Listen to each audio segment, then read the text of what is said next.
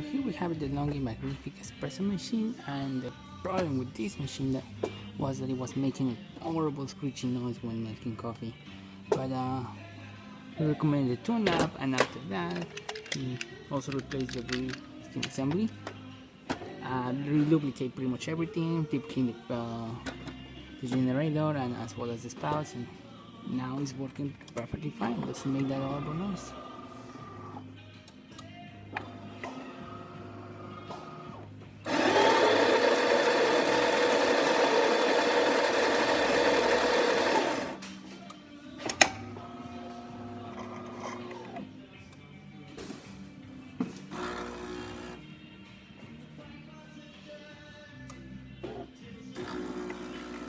As you can see,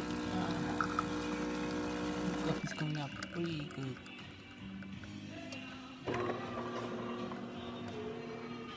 Alright, thanks for watching, and this is bye.